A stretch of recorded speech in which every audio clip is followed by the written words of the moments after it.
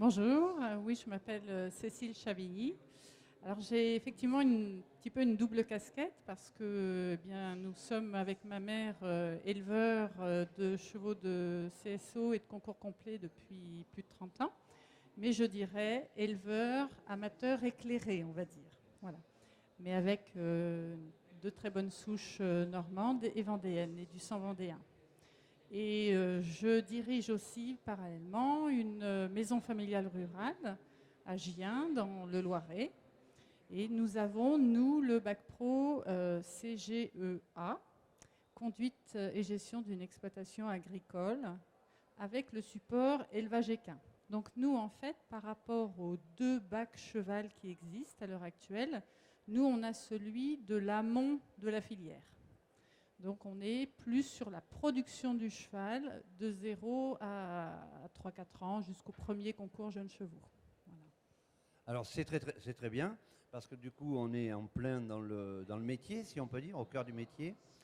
Alors les questions sont plus faciles finalement. Premièrement, qu'est-ce qu'on peut élever comme chevaux? Et deuxièmement, est-ce qu'on peut vivre de l'élevage du cheval? Alors j'aurais une réponse assez terrienne. Vivre de l'élevage des chevaux comme ça, non, pas directement, pas en France, sauf à être professionnel. Donc, ce qui est le cas sur les grosses structures d'élevage, ou alors des structures d'élevage qui diversifient leur activité, qui font centre de transfert d'embryons, des choses comme ça. Il y a souvent une compétence associée à l'activité d'élevage pur. Alors, ce qui marche aussi, c'est les exploitations agricoles.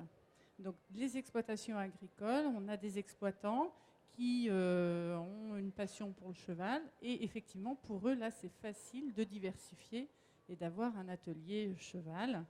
Ce n'est pas lui qui va généralement faire vivre, mais au contraire, c'est l'activité agricole qui permet à l'activité cheval d'être pérenne.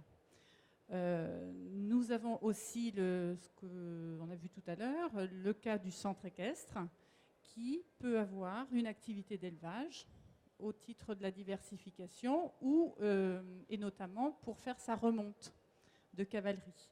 Donc on a souvent ce genre de choses aussi. Alors comment ça se passe aujourd'hui? Est-ce qu'ils s'en vendent toujours des chevaux? Alors, bien sûr qu'il y a du commerce, même s'il y a l'afflux des chevaux étrangers, il y a toujours du commerce. C'est le sel français, entre guillemets le pur, on ne sait plus trop ce que ça veut dire aujourd'hui, mais en tout cas les souches d'origine sel français montrent que c'est quand même un caractère qui est recherché. Avec du croisement, on croise plus ou moins. Donc nous, par exemple, en concours complet, on a au départ une souche AQPS qu'on a recroisée régulièrement avec du sel français sauteur. Et on change de génération à chaque fois où on remet un sel français sauteur, où on remet un courant de sang. Donc c'est vrai que ça construit cette souche qui aujourd'hui produit de très bons chevaux d'amateurs au moins. Donc après, je dirais que pour des éleveurs amateurs dits éclairés, on va dire qu'il est important qu'ils puissent s'associer à un cavalier. C'est de toute façon dans le réseau à mutualiser que à ce moment-là, il y a des choses intéressantes. C'est une sécurité pour ma mère qui est toute seule, donc c'est sa sécurité d'avoir son cavalier, un cavalier de saut d'obstacle, un cavalier de concours complet, qui peuvent valoriser les chevaux et accepter aussi pour l'éleveur le fait qu'ils ne sont pas tous champions du monde, et donc accepter le fait qu'il y a un tri qui se fait. Et on cible, je pense que le plus important, c'est d'arriver à cibler la valeur du cheval par rapport à ce que le cavalier en attend. De façon à ce que les propriétaires, majoritairement amateurs, ne soient pas déçus. Est-ce que ça veut dire que ce type de chevaux, parce qu'évidemment il y a beaucoup de races de chevaux, donc ce type de chevaux s'adresse plutôt à des compétiteurs, à des gens qui font du sport, parce que ce soit complet ou CSO, c'est du sport, et donc ça s'adresse plutôt à ce genre de personnes. Oui, nous on est très ciblé sport.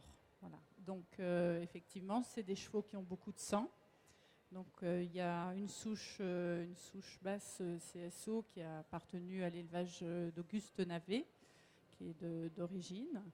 Et nous avons son fils Jacques Navet qui est étalonnier aujourd'hui et qui continue de guider.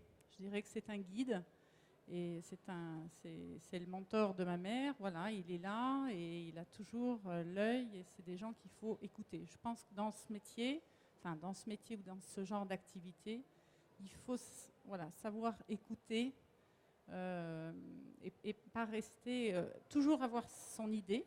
Voilà, nous, ça a été de travailler cette souche de concours complet et la souche de CSO pure. Mais on ne fait pas un mix des deux. À un moment donné, il faut savoir aussi ce qu'on veut. On parlait de valeur tout à l'heure. Ça coûte quoi, un cheval beau comme ça, qui saute bien? Alors, je dirais que nous, on est sur entre 15 et 20 000 euros. À 3-4 ans, ça dépend. Il y a des souches, il y a vraiment des origines assez prestigieuses et puis il y a des souches qui sont moins connues. Donc, l'intérêt, c'est après, toujours, c'est qui va le valoriser. Parce que génétiquement, on a produit des champions. Après, il y a tellement d'étapes pour arriver à une bonne valorisation que on a eu des déceptions. Ça fait partie du jeu, il faut l'accepter. Et un cheval, ça reste un animal vivant et il peut lui arriver beaucoup de choses. Et voilà, c'est là que le facteur chance va aussi intervenir. Parce que déjà de 0 à 3 ans, il faut que rien ne lui arrive, ce qui n'est pas souvent le cas. Il y a toujours un petit bobo ou des choses comme ça qui aussi après peuvent impacter, pas forcément la carrière, mais peut-être le haut niveau. Parce que le cavalier qui recherche le haut niveau, là, il faut que le cheval soit quasiment parfait. Et puis après, c'est une valorisation pour... vraiment, j'insiste sur le fait que c'est trouver le cheval qui convient à la personne qui va le valoriser après. Et pas vouloir vendre à tout prix ou au-dessus de ses moyens. Je pense que ça, c'est important. Pour revenir un petit peu à la formation et aux maisons familiales, peut-être on pourrait dire un mot, puisqu'on a parlé tout à l'heure de lycée agricole public, donc parler un petit peu de ces maisons familiales qui sont des lieux privés, c'est un lieu privé de formation, et peut-être expliquer comment ça se passe.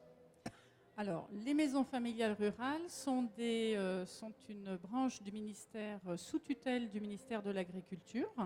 C'est l'enseignement privé. Alors, ça s'appelle officiellement à rythme approprié. En fait, c'est une pédagogie de l'alternance.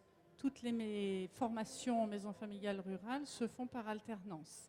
Et ce qu'on ne sait pas toujours, c'est que ça commence tôt, c'est-à-dire dès la 4e, jusqu'au bac pro BTS, voire licence. Tout se fait par alternance. Alors, nous, par exemple, c'est un exemple, à Gien, c'est vrai qu'on a une couleur animale. Et on accueille la filière cheval, mais c'est vrai que nous, on reçoit des jeunes qui sont très jeunes. Donc, c'est des jeunes qui, souvent, ne sont pas très à l'aise avec l'école, ils ne choisissent pas l'alternance par hasard. Et en fait, ils viennent chez nous, se remettent en confiance et se trouvent un projet. Je crois que c'est important. Ils ont des idées. Ils ont une idée cheval dans la tête, il ne faut surtout pas casser. Mais on transforme le rêve en une réalité. Et puis après, certains vont s'élever dans le niveau d'études grâce au cheval. Formidable carotte. Et après, certains vont continuer, mais pas tous. En revanche, même si on ne continue pas tous, ils auront tous une insertion professionnelle parce qu'ils savent bosser. Et en plus, dans le milieu agricole, cheval, c'est pas 35 heures, les horaires sont assez exigeants. Donc, sortis d'un bac, c'est des jeunes qui savent bosser. Donc, même s'ils trouvent... Alors, généralement, ils restent dans le milieu rural quand même, ils aiment bien la campagne. Mais même s'ils trouvent dans autre chose, ils conserveront la filière cheval à titre de loisir et deviendront consommateurs de la filière. Je crois que après, il faut être lucide là-dessus. Chaque jeune doit être accompagné dans son projet. Moi, j'essaye comme je suis un peu dans la partie, de ne pas tout déconstruire, parce que ça ne sert à rien. Les jeunes ont besoin d'envie et de rêve pour continuer, et il faut aller au bout de ces projets. Et à côté de ça, voilà, on essaie de les accompagner, parce qu'en fonction de leur caractère, de leur évolution scolaire, voilà, ils auront après plus ou moins envie de rester ou complètement accrochés. Et là, du coup, on les retrouve après, ils reviennent nous voir aux portes ouvertes. Bon, il y a des trucs un peu sympas. Mais voilà, il faut être lucide et en même temps, toujours accompagner leurs envies. Et la dernière question, ça serait, qu'est-ce que, vous avez déjà dit beaucoup, mais qu'est-ce que vous diriez à un jeune qui veut? Alors, les maisons familiales, c'est quasiment 60 000 jeunes. Donc c'est vrai que c'est une petite branche, mais qui existe depuis les années 50. Donc dans le milieu agricole et dans le milieu du service à la personne également, ce qu'on sait moins. Et ce sont des écoles qui restent de petite taille. Hein. C'est-à-dire que nous, on a 170 élèves. C'est déjà presque une grosse maison familiale. C'est des petites entités pour des jeunes qui préfèrent des écoles à taille humaine. Après, chaque famille fait son choix. Et si un jeune a envie, surtout, nous, on est là pour accompagner son envie. Et il n'y a pas de petite idée dans la tête. Peut-être que ça part du poster dans la chambre, peut-être, ou sur Internet. Mais pour les jeunes qui sont très motivés, il n'y a rien d'interdit. Surtout ne rien s'interdire, mais toujours accepter et écouter ce que, entre guillemets, nous les vieux, on leur dit. On se permet de leur dire. Merci de cette belle intervention. C'est moi. Et puis en ce qui nous concerne à nous, eh bien, à bientôt.